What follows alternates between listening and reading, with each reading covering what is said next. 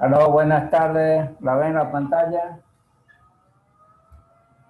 Sí, ingeniero. Ya, vamos a comenzar. Hoy vamos a ver el estudio o el análisis que se tiene que hacer para conseguir los recursos económicos que permitan hacer la inversión del proyecto. En realidad, el financiamiento es uno de los factores que le da la factibilidad del proyecto, porque si el proyecto es por muy rentable que sea, por muy beneficioso que sea, si no hay los recursos económicos, prácticamente queda estancado, es decir, no se puede llevar a cabo si no hay dinero.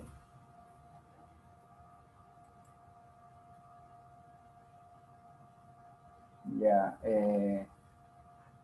antes que me olvide, el próximo miércoles o el próximo martes, no mañana, sino la otra semana, comenzamos con la presentación de ustedes, o sea, sobre el capítulo de investigación de mercado, del proyecto que se les asignó a cada grupo. Tienen que empezar a exponer la parte de investigación de mercado, es decir, el procesamiento de las encuestas.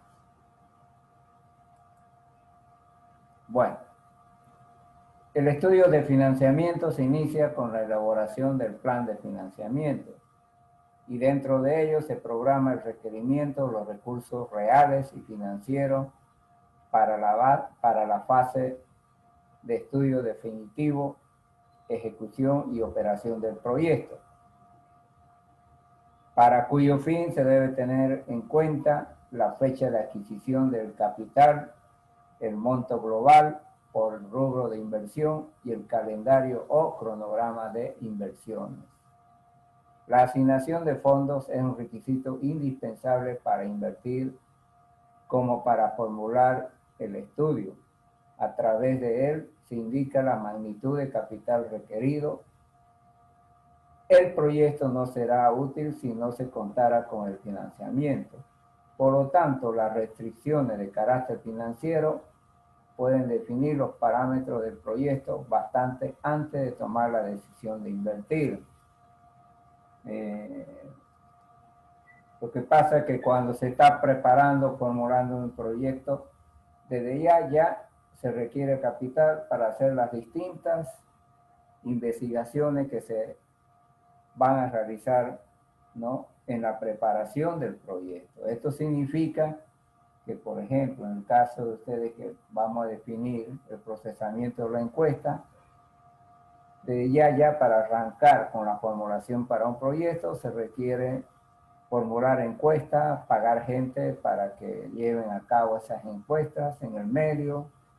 O sea, el financiamiento no solamente es para invertir en los equipos y maquinarias, sino también en la misma formulación del proyecto, es decir, tener el empastado listo, que para empresas pequeñas o negocios puede costar $5,000, $10,000, pero para Empresas ya grandes pueden costar 200.000, 500.000 o más de $1.000.000, ¿no? Ese empastado que consiste en la preparación del proyecto. Entonces se requiere no solo dinero para llevar a la práctica el proyecto, sino que también involucran el dinero para preparar el proyecto. Muchas veces no hay ni para el estudio de mercado y ahí se estanca el proyecto. Eso es lo que está queriendo decir acá. Y el proyecto se va formulando por partes, ¿no? Si en el estudio de mercado se ve que no hay oportunidad de lanzar un nuevo producto, ahí quedan, porque cada etapa que se va avanzando en la formulación del proyecto significa erogación de dinero. La inversión total de un proyecto puede ser financiada mediante préstamos, fuentes externas o con fondos de los inversionistas, fuentes internas. Las estructuras del financiamiento deben señalar, por lo tanto, la proporción de la deuda versus recursos propios. O sea, se tiene que englobar cuál es el monto o aporte propio de los inversionistas, y lo que falta para invertir en el proyecto se lo hace a través de deuda. Entonces, en el financiamiento se tiene que tomar la estructura del aporte propio más el aporte a través del préstamo, a través de una entidad financiera. En la fase de ejecución, los recursos financieros son requeridos para inversión fija, mientras que en la fase de operación se requiere para capital de trabajo. En ambas fases, parte de los recursos financieros se pueden utilizar para el pago de servicios e inversión en intangibles como investigación, patentes, organización, supervisión y estudios afines. Acá lo que quiere decir que normalmente para la inversión del proyecto se tienen tres fases. La fase, ¿no?, de implementación, que es todo el activo fijo, que consiste en bienes tangibles y bienes intangibles. Tangibles son equipos, maquinaria, terrenos, construcciones. Intangibles consisten desde el mismo estudio, por eso habla de investigación, el costo del estudio, patentar el producto, organización quiere decir sacar la personería jurídica, supervisión durante la construcción y otros estudios que son necesarios llevar adelante, como el estudio de evaluación de impacto ambiental. Fuente de financiamiento, es decir, cómo es posible financiar un proyecto, de dónde pueden salir estos recursos. Financiamiento interno o con aporte propio, llamada también de fuente interna. Está constituido por aportes de inversionista o promotor del proyecto. Los recursos propios pueden destinarse a la inversión fija, tangible, intangible. La intangible muchas veces se llama inversión diferida y o capital de trabajo. Es decir, las tres fases de inversión. O sea, los recursos o aporte propio son el dinero que tienen los inversionistas para invertir en el proyecto. Financiamiento del proyecto. El financiamiento del proyecto es de fuente interna cuando los recursos financieros resultan de las operaciones de la empresa filial, los cuales son destinados como reservas para amortizaciones y reservas afines. Esto significa que normalmente, y eso sucede en la práctica, las empresas son ejecutoras del proyecto. Es decir, una empresa, ¿no?, normalmente dentro de la empresa se hacen proyectos de inversión, ¿no?, a través de la misma empresa. Entonces, esta empresa son las que tienen la capacidad muchas veces de invertir para formar otras empresas a través del proyecto. Entonces, una empresa, y esa ha sido parte de mi trabajo, es hacer proyectos de inversión, ¿no? O sea, que la empresa tiene que continuar con la elaboración de nuevas inversiones para elaborar nuevos productos y aumentar el patrimonio de los inversionistas. La fuente de recursos propios la constituyen en un inicio los aportes que pueden realizar los socios y luego adicionalmente las utilidades reinvertidas. Es decir, acá dice, por un lado pueden haber aportes de socios y por otro lado significan las utilidades de la empresa. Normalmente en una empresa a fin de cada año tenemos distribución de utilidades, ¿no? Pero los accionistas pueden decir, se distribuye las utilidades hacia los socios, es decir, las utilidades, ¿no?, son pagadas a los socios, para hablarlo más claro. Pero puede ser que los socios digan, no retiramos las utilidades, dejamos la empresa para hacer nuevas inversiones. De ahí salen muchas veces nuevos proyectos. Se llaman utilidades retenidas o utilidades reinvertidas si es que se la destina a otros proyectos.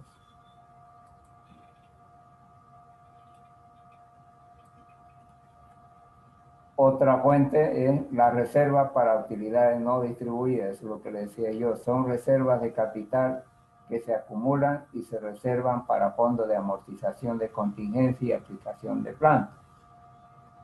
Esto es cuando los socios, ¿no?, dicen al final de la gestión, dejamos, ¿no?, nuestras utilidades en la empresa para que se inviertan en otras inversiones, otros proyectos, ¿no?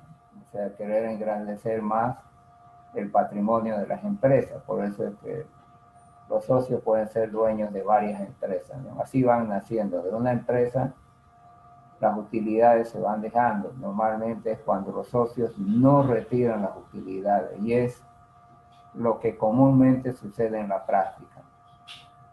Reservas para amortizaciones. Son recursos deducibles con propiedad de las partidas del activo con las cuales están plenamente relacionados. Está compuesto por la reserva para agotamiento de recursos y amortizaciones de cargas diferidas. Es decir, esto se refiere, cuando decimos reservas para amortizaciones, normalmente es el dinero que se recupera, ¿no?, de la depreciación de los equipos. Normalmente todos los equipos se deprecian y la amortización diferida se amortiza.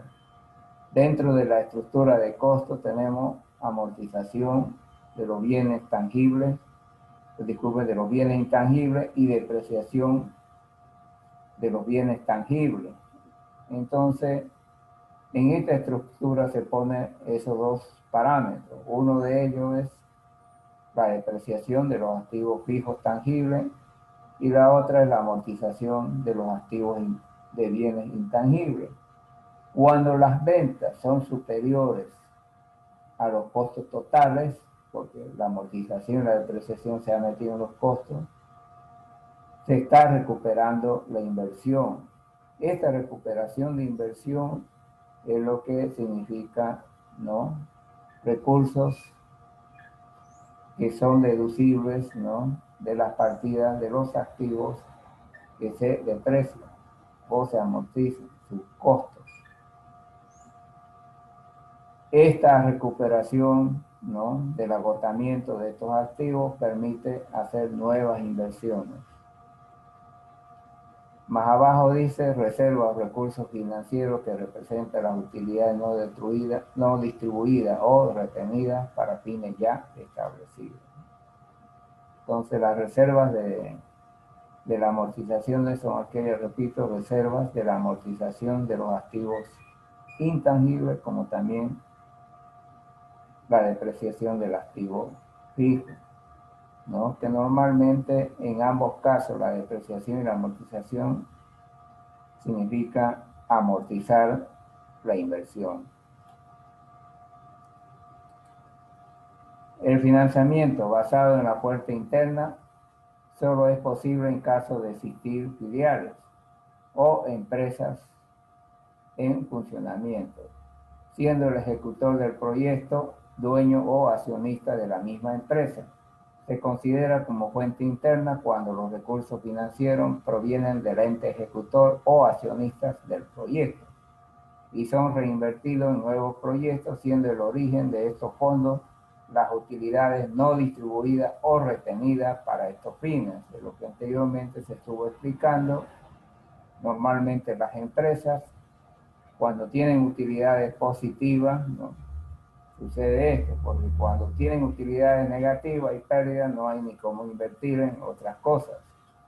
Entonces, cuando hay utilidades positivas, esas utilidades, siempre y cuando decidan los socios en su Junta General de Accionistas, no retirar esas utilidades, sino que sirvan para la expansión empresarial, entonces se tienen recursos que pueden ser invertidos en nuevos proyectos. La ventaja que se obtiene cuando los recursos financieros provienen de fuente interna se mantiene la flexibilidad financiera, no existen problemas en los pagos, tanto intereses como amortización de préstamos.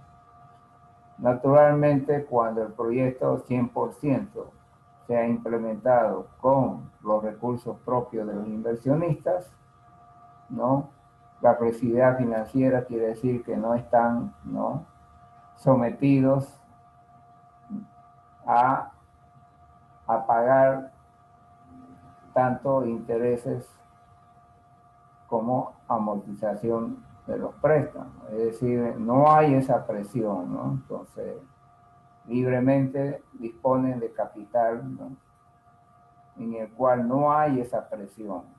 No hay la presión de pagar porque los pagos de intereses y los préstamos tienen que salir, ¿no?, de las mismas ventas de los nuevos proyectos. Por lo tanto, no hay tanta flexibilidad porque no le queda liquidez, ¿no? En otras palabras, cuando habla sobre la flexibilidad financiera, está hablando sobre la liquidez o el capital de trabajo que tiene que estar en movimiento dentro de una empresa. ¿Cuál es la desventaja? La desventaja que se obtiene son los recursos que provienen de fuentes, con los recursos que provienen de fuentes internas no es posible aprovechar la posibilidad de obtener préstamos a intereses convenientes. No se aprovecha ciertas ventajas impositivas existentes. Bueno, esto es cuando existen créditos a tasas de intereses muy bajas. Y la otra es que cuando hay que pagar una deuda, los intereses se convierten en un costo, por lo tanto, se va a pagar menos impuestos a las utilidades. A eso se refiere.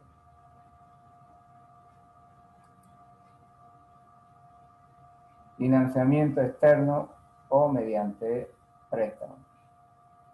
Bueno, este es el otro lado, la deuda. Denominado también fuente externa. Son recursos que se pueden obtener de terceras instituciones bancarias, nacionales, internacionales, compañías de arrendamiento financiero, organismos internacionales, créditos de proveedores y entidades comerciales o de fomento. Bueno, cuando está hablando de cuestión internacional, normalmente eso va de gobierno a gobierno, ¿no?, o de un estado a otro. Pero normalmente en el proyecto privado solamente tenemos, ¿no?, crédito a través de fuentes bancarias, como también créditos de proveedores de equipo. Pero estos créditos de proveedores de equipo son enlazados por una entidad bancaria. Hacen el crédito, pero respaldado como una entidad bancaria. Para recurrir a estas fuentes externas de financiamiento se tiene que conocer condiciones que imponen. También en ese caso pueden emitirse bonos. Bueno, Normalmente las entidades que hacen préstamos, ¿no?, tratan de hacer, ¿no?, el contrato de préstamo con cláusulas que van a proteger a la misma entidad financiera. Es decir, que ellos tienen que garantizarse la devolución del capital prestado. Los capitales requeridos se dividen a su vez en préstamos de corto plazo, mediano plazo y largo plazo. Para financiar el capital del trabajo, se debe acudir a créditos de corto plazo. Las inversiones fijas y diferidas se cubren con créditos de mediano y o largo plazo. Normalmente las inversiones, ¿no?, son de capital más intensivo, entonces por eso es que mayormente se requieren préstamos de largo plazo. El capital de trabajo es el dinero que se necesita para arrancar este proyecto cuando está todo implementado. Por lo tanto, puede ser, ¿no?, para 1 año, para 2 años, es decir, de corto plazo, porque es a lo último cuando ya el proyecto está instalado y se tiene que arrancar. Entonces ahí el capital de trabajo es menos intensivo en dinero. Los capitales requeridos se dividen a su vez en préstamos a corto plazo y mediano plazo y largo plazo. Para financiar el capital de trabajo generalmente se debe acudir a créditos de corto plazo. Las inversiones fijas y diferidas se describen con mediano y largo plazo, lo que hemos explicado. Bueno, aquí pueden ver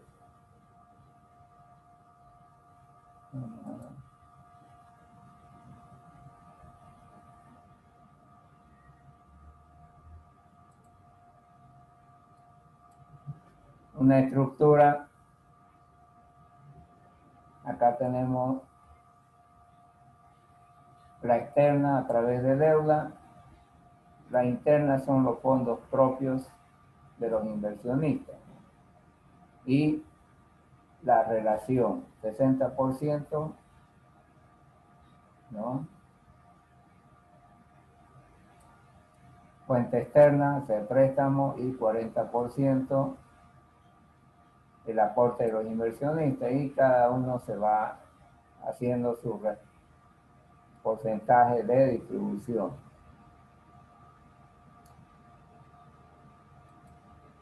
Entonces, la inversión fija lo redondea en 1000, para hacerlo fácil, ¿no? La diferida, que son los bienes intangibles, 215, y el capital en 200. En total, es la suma de los tres, ¿no? Si nos fijamos, el capital de trabajo es lo último que se requiere. El mayor capital está en la inversión fija, luego la diferida y finalmente el capital de trabajo para arrancar. Entonces, normalmente cuando se va a hacer un financiamiento con aportes propios de los inversionistas, más el financiamiento con aporte de un préstamo bancario, se tiene que planificar hacia qué rubro va a ir el capital propio y hacia qué rubro va a ir el capital prestado. Si ustedes ven, terreno lo pone acá con préstamo, maquinaria y equipo un poco con préstamo y otro con aporte propio. Los edificios también tenemos deudas y aporte propio. Y así sucesivamente tiene que hacerse una distribución. Lo mismo se lo hace con la inversión diferida. Luego tenemos el capital de trabajo, ¿no?, que le pone 50 y 50, ¿no? Distribuye en 2 lados. Entonces, lo que se tiene que hacer acá, lo más importante es hacer un programa de inversiones, dependiendo cuánto cuesta de inversión cada rubro se va distribuyendo hacia dónde va el aporte propio y hacia dónde va el préstamo. Eso es bajo el criterio, ¿no?, de que en qué momento se requiere el préstamo y en qué momento se obtiene el aporte propio, porque el problema del préstamo es que una vez sale el préstamo del banco, empiezan a correr intereses. Entonces, por lo general, los inversionistas, ¿no?, sacan el préstamo, es decir, una vez aprobado, sacan el préstamo, el dinero del préstamo, pero en el momento más adecuado, cuando se lo necesita, para no pagar intereses, porque en el momento que sale ese dinero del banco, corren los intereses. Y por lo tanto, aumenta el costo de los intereses. Y hay que hacer notar que el proyecto en ese momento que se está implementando no produce. Por lo tanto, tiene que sacar un poco más de dinero para pagar con ese dinero los intereses que se generen durante la implementación del proyecto.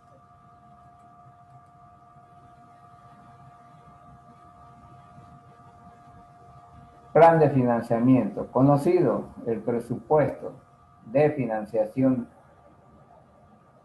conocido como presupuesto de financiación, es un instrumento de servicio a la deuda que contiene un grupo de desembolso cuyo cargo periódico efectuado por el prestatario están compuestos de dos partes. Una de ellas es la amortización de la deuda y el otro el interés.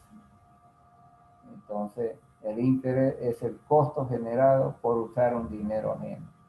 La amortización significa el pago de la deuda. El periodo convenido entre el prestamista y el prestatario para el desembolso del préstamo de las instituciones financieras dependerá de la magnitud, horizonte de planeamiento, entidad ejecutora, consultora y capital del proyecto, siendo estos representados en los cuadros de presupuestos de financiación con sus respectivas amortizaciones. Amortización es el pago de la deuda. Entonces, normalmente, todo préstamo para su devolución y pago de intereses va a depender del monto del préstamo, del tiempo de pago, el tipo de proyecto, es decir, el monto de inversión que tiene el proyecto, y por lo tanto el respectivo banco hará las cláusulas, ¿no?, que le permitan garantizar su devolución. Se debe establecer las condiciones establecidas por los agentes financieros que otorgarán el préstamo a favor del proyecto. Dichas condiciones comprenden periodo de préstamo, que puede ser corto, mediano o largo plazo, depende hacia dónde va dirigido el préstamo. Las garantías exigidas, los intereses aplicados y el tiempo de diferimiento, años de gracia otorgado, donde se cancela solo intereses y no así el capital. Acá está hablando, por un lado, garantías. Un banco, por lo general, hace el análisis, ¿no?, a la institución que va a prestar el dinero, hace un análisis de la probabilidad de pago, ¿no?, a la entidad que está solicitando el préstamo. ¿Qué probabilidad de pago? Eso se puede medir matemáticamente, por un lado. Por otro lado, hay un tiempo de cancelamiento de la deuda, pero en ese tiempo de la deuda, la entidad financiera puede definir los años de gracia, ¿no? Aquí en Bolivia casi no se practica mucho, solo las casas comerciales le dice lleve ahora y pague de aquí a 2 o 3 meses. Pero los años de gracia se dan por lo general de gobierno a gobierno. ¿Qué significa un año de gracia? Un año de gracia significa que durante ese año no se amortiza la deuda, pero sí se pagan los intereses. Eso quiere decir un año de gracia. 2 años de gracia quiere decir que durante 2 años no se cancela ni se amortiza la deuda, pero durante esos 2 años se cancelan los intereses.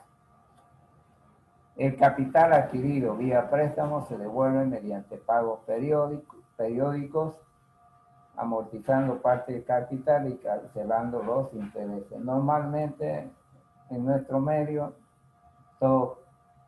para todo préstamo, el capital se paga mensualmente y los intereses mensualmente.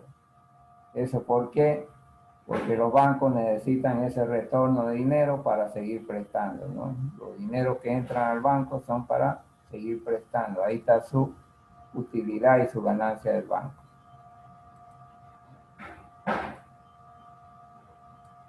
Amortización de la deuda. Es la extinción gradual de una deuda, vale decir la cantidad de dinero que corresponde a la devolución de una parte del capital, en otros términos, del saldo adeudado. Es el monto, cantidad o valor monetario establecido bajo la modalidad de cálculo para ser devuelto al prestamista en un plazo fijo o variable de acuerdo a la política de las instituciones financieras, siendo este el monto una parte de la renta de la empresa y otra parte del monto del principal del saldo adeudado. Entonces, normalmente cuando se hace un préstamo hay 2 pagos. Uno es amortizar la deuda hasta que el saldo sea 0 y el otro mientras haya un saldo deudor, ¿no?, a favor de la entidad financiera, entonces se siguen pagando los intereses contra este saldo. Intereses originados por la deuda. Los intereses son motivo de cancelar por el empleo del capital solicitado en préstamo. El interés es el precio que se paga por el uso del dinero ajeno. Es el monto establecido bajo cálculo y según la tasa de interés al servicio de préstamo.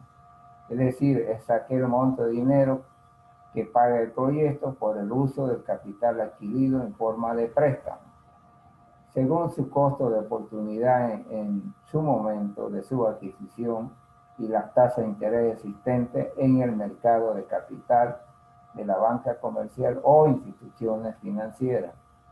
Entonces, la otra parte, el otro componente de la deuda es el interés, que es un porcentaje sobre el saldo de la deuda, ¿no?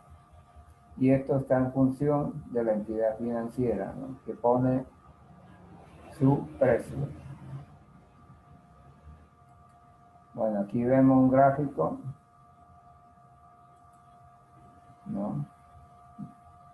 Si la amortización es constante, lo ven acá, es constante la amortización, esto de aquí es amortización y acá tenemos el tiempo.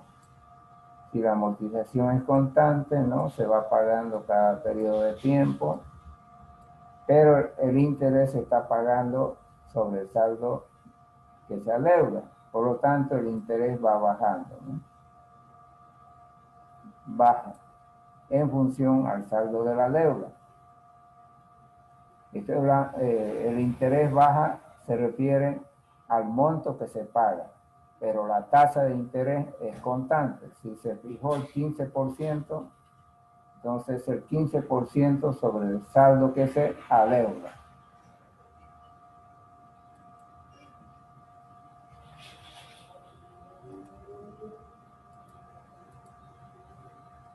Ejemplo, dice, sea el monto que se requiere prestar de $20,000 para un periodo de 5 años. cuya tasa de interés es el 10%, aplicando el método SAC, realizar la tabla que permita observar la prestación, el interés y la amortización.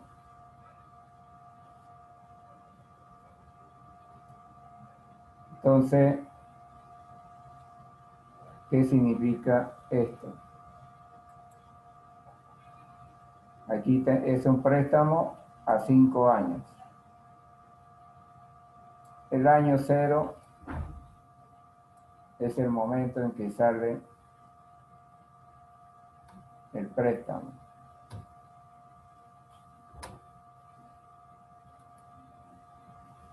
Entonces va a amortizar contante.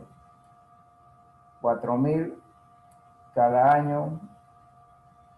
4.000 por 5 son los 20.000. Eso se llama amortización constante. De ahí viene esto, ¿no? AC es amortización constante. El interés es sobre el saldo deudor. Va a pagar al final del primer año, ¿no?, el 10% de 20.000, 2.000. Al final del segundo año va a pagar el 10% de 16.000, 1.600. El 10% de 1.200 o de 12.000 será 1.200. Al final del tercer año. Al final del cuarto año, ¿no?, el saldo deudor en el tercer año fue 800 por el 10%, me he dicho 8.000 por el 10% es 800. Y al final del quinto año, el 10% de 4.000 son 400.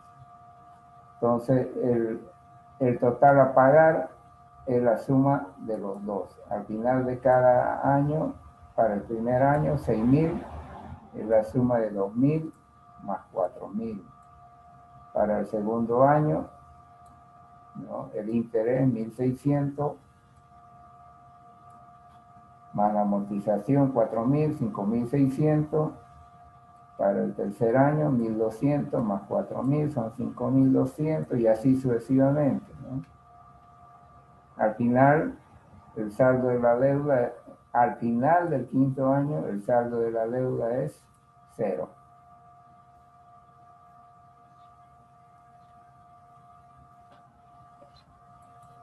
Entonces, es un método sencillo y es lo que mayormente aplican las entidades financieras, solo que mayormente las entidades lo hacen mensual. ¿Por qué? Porque el dinero que entre rápidamente sale para otro préstamo.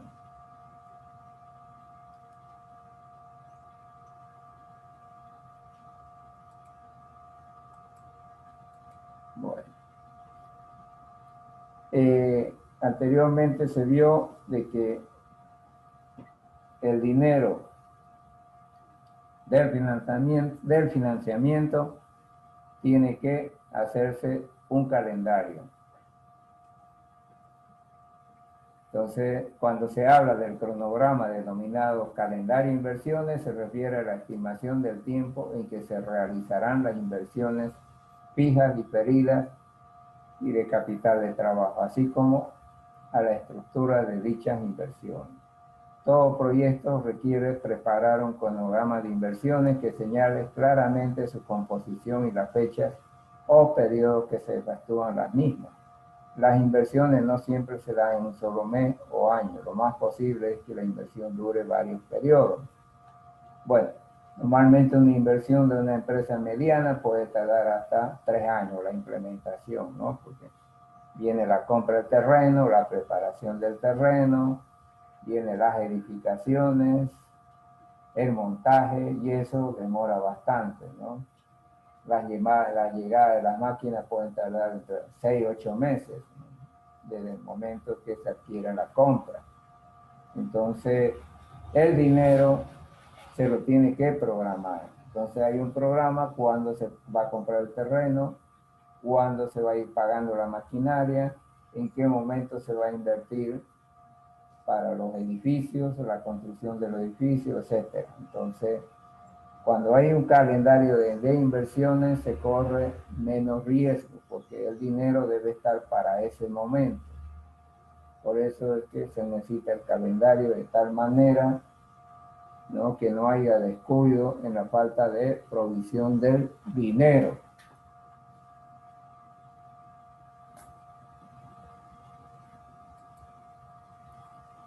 El cronograma de inversiones se elabora para identificar el periodo en que se ejecuta parte o toda la inversión, de tal forma que los recursos no queden inmovilizados innecesariamente en los periodos previstos. En conclusión, el cronograma responde a la estructura de las inversiones y a los periodos donde cada inversión será llevada adelante. En tal sentido, se debe identificar el cronograma de la etapa preoperativa y de la etapa operativa. La etapa preoperativa es durante toda la implementación, ¿no?, hasta el montaje. Y la operativa ya es cuando el proyecto está en marcha. En la preparación del proyecto, ambas etapas están involucradas. Entonces, cuando dice los recursos no queden inmovilizados, significa que todo dinero inmovilizado normalmente no genera utilidad. A eso se refiere. Por ejemplo, si el banco desembolsa y es antes de hacer mucho antes de hacer inversiones, ¿no?, de ejecutar todas las compras, significa que hay que pagar intereses sin haber ocupado el dinero. El préstamo es el que se tiene que tener más cuidado. Cronograma de inversiones preoperativas. En esta etapa se inicia desde el primer desembolso hasta que el proyecto entre en funcionamiento. Durante la vida preoperativa del proyecto solo tiene desembolso sin generar ingresos, por cuanto no se produce el bien o servicio que permita obtener ingresos con la venta del producto. Del total de la inversión, el monto más significativo se da en la etapa preoperativa, representándose casos extremos donde el 100% de la inversión se efectúa en esta fase, no quedando nada para invertir en la etapa de funcionamiento u operación del proyecto. En este periodo, generalmente la inversión mayor es la fija tangible. En la etapa preoperativa se calculan los intereses derivados de aquellas partes de la inversión que se financian mediante préstamo o deuda. Estos intereses preoperativos se capitalizan y se recuperan a lo largo de la etapa operativa del proyecto a través del rubro denominado amortización diferida. Entonces acá lo que está diciendo es que el proyecto tiene dos etapas. Eso es lo que tenemos que entender. Una preoperativa y otra operativa. En realidad, donde la inversión se hace es en la etapa preoperativa, ¿no? Y el grueso de esta inversión está en los bienes tangibles, es decir, todo lo que se ve. Los intangibles están en menor proporción, pero son necesarios, sobre todo para llevar adelante, ¿no?, la marcha del proyecto. Porque ahí está la personería jurídica, ¿no? Está el costo del estudio, que es el arranque para hacer las inversiones, y otras más. Por lo tanto, el mayor grueso, ¿no?, en esta etapa preoperativa es la inversión fija tangible, que es mayor, y después está la intangible. El capital de trabajo es el dinero que se requiere para poder poner en marcha el proyecto, es decir, arrancar hasta que el proyecto se maneje en forma autónoma a través de sus ventas.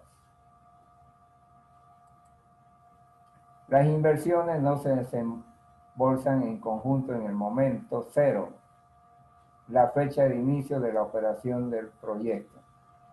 De acuerdo a las necesidades, los desembolsos se efectúan en diferentes periodos de tiempo. Ante esto es recomendable identificar en qué momento el desembolso se realizará, cada mes, cada 3 meses, etc. Para ello deberá elaborar el cronograma desagregado de las inversiones preoperativas, identificando el momento de la inversión, mes cero, trimestre cero. Normalmente en la preparación del proyecto llamamos año cero a todo el periodo de implementación. Este año cero puede significar 1 año, 2 años, 3 años, pero el año cero se refiere a todo el periodo de implementación, ¿no? Que puede tener hasta 3 años, ¿no? O un poco más, dependiendo si el proyecto es bastante grande. Por lo tanto, durante todo ese periodo es muy importante el cronograma de inversiones, sobre todo cuando el proyecto está financiado una parte de aporte propio y la otra parte del préstamo. El préstamo debe salir ese dinero en el tiempo adecuado que se lo va a invertir, porque si sale mucho antes, bueno, hay que pagar intereses y hay que tomar en cuenta que durante la implementación del proyecto, el proyecto no está generando ingresos, es decir, no está vendiendo todavía el producto. Para conocer el periodo de desembolso y por ende la necesidad de financiamiento en el momento exigido, evitando de esta forma posibles costos financieros generados por los préstamos obtenidos. Recurrir al préstamo y desembolsar los recursos cuando aún no se precisa conlleva a cargar al proyecto un costo de capital que muy bien se puede evitar desembolsando los recursos solo en el momento oportuno. Para fines de análisis, las inversiones realizadas a lo largo del proyecto de instalación del mismo generalmente se consolidan en el año cero, siempre y cuando el periodo de preoperación solo se dé de años. No olvidemos que dependiendo de la naturaleza del producto del proyecto, el periodo de preinversión puede abarcar más allá del año cero. O sea, yo le decía, el año cero es el periodo de implementación. ¿Por qué se dice año cero? ¿Por qué? Porque durante todo ese periodo de implementación, ¿no? Desde la preparación del terreno, construcción, montaje, etcétera, el proyecto no está vendiendo el producto, no está en su fase operativa, ¿no? Por eso se dice cero.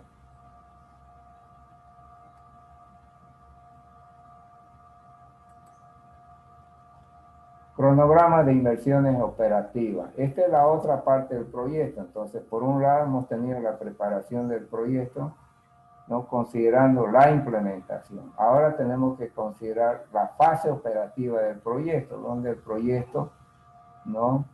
Se asume que va a tener ingresos por las ventas.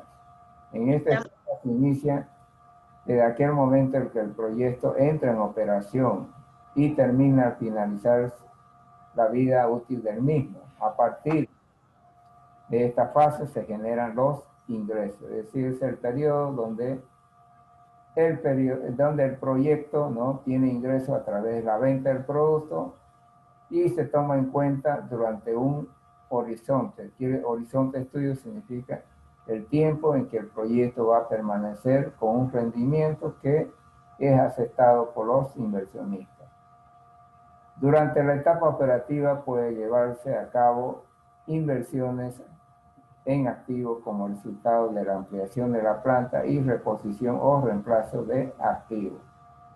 Es decir, cuando el proyecto está en etapa operativa, puede ser que en el proyecto inicial se ha considerado que al cabo de 2 o 3 años se pueden hacer nuevas inversiones de ampliación. Y normalmente a través del tiempo, pues si el proyecto está hecho para 10 años o más, entonces hay activos que están echados a perder y por lo tanto nuevamente se los tiene que comprar. Cabe señalar que los intereses de la etapa operativa derivados del financiamiento de la deuda adquirida no se capitalizan, sino que se cargan como costo en el estado de pérdida y ganancia. ¿Qué quiere decir? Que los intereses van a la estructura de costo del producto. Por lo tanto, en el proyecto tenemos el ingreso por la venta del producto, pero tenemos un costo total, ¿no? Donde entran materia prima, insumos, recursos humanos, y ahí también están los intereses, ¿no?, que se tienen que devolver a la entidad. Cronograma consolidado de inversiones. El formato del cronograma de inversiones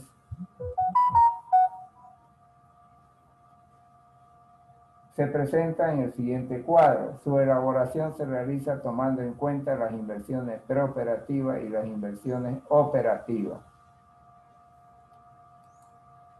Bueno, aquí tenemos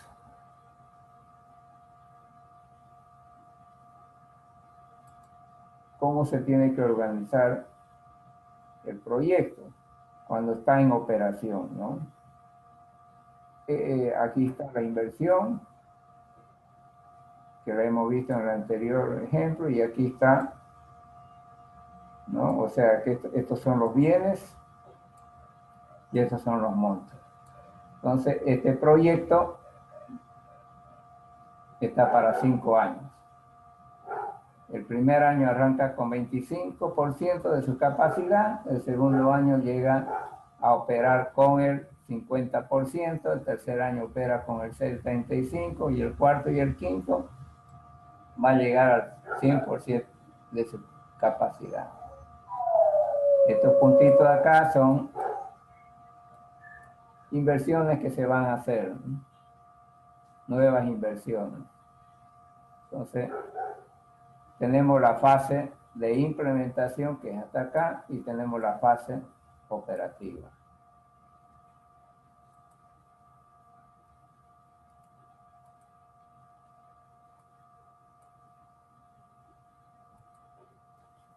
Observe que las inversiones fijas, diferidas y el capital de trabajo se efectúa en el año cero, es decir, se refiere al tiempo de implementación, que puede ser más de un año. Ya le dije que cero significa que no está produciendo el proyecto.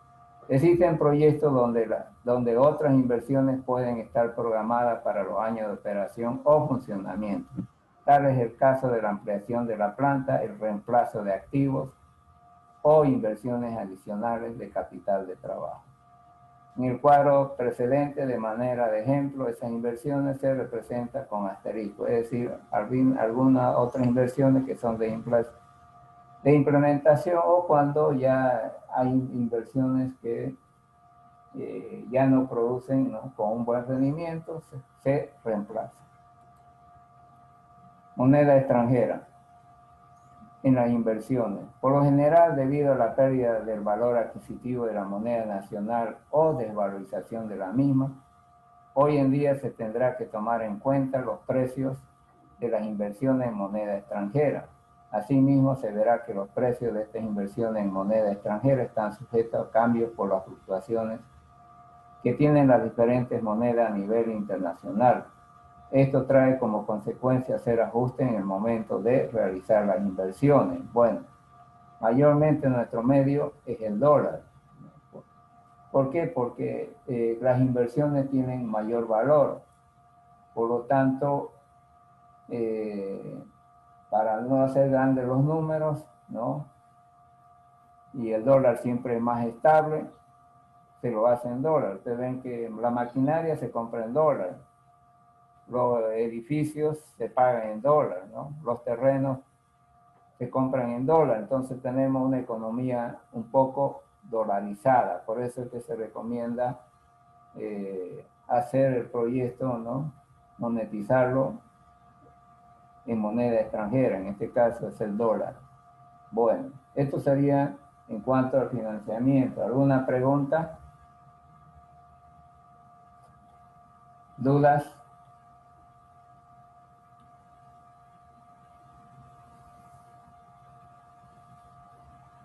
¿Hay preguntas?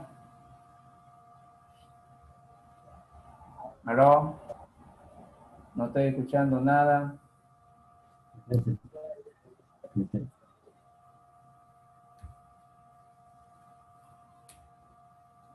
No, ingeniero, al parecer está todo claro. Ya, algunas Todo cosas, claro, ingeniero. las vamos a aclarar en el próximo capítulo, ¿no?, que es la parte de costo, ¿no? Ahí pueden preguntar, anotarse que no estuvo claro ahora, para que en la parte de costo vamos a aclarar. O sea, Hay definiciones que están aquí y eso lo vamos a ir aclarando en los otros capítulos, ¿no? Nos faltan 2 capítulos estructurales y ahí, entonces yo les pido que se pongan a trabajar en las encuestas y los días miércoles, ¿no? Comenzaremos con las exposiciones, vamos a hacerlo lentamente para que vayan entendiendo y vayan estudiando para el examen. Bueno, nos vemos mañana, hasta luego, que estén bien, que les vaya bien. Gracias, ingeniero, hasta luego.